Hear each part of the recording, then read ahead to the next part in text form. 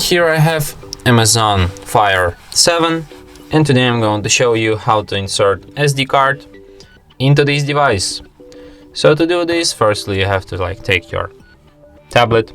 Here you have the slot for the SD card. You can open it with your bare hands without using any other special tool. So you just put SD card inside, just like this, slightly push it. And as you can see, it asks me to set up SD card. How will you use this SD card? Use as internal storage, use it as a portable storage, as portable storage. And SD card is ready to use.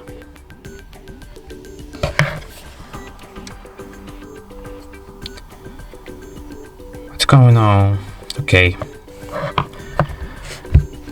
And here you can also see notification that SD card found and that it's working now.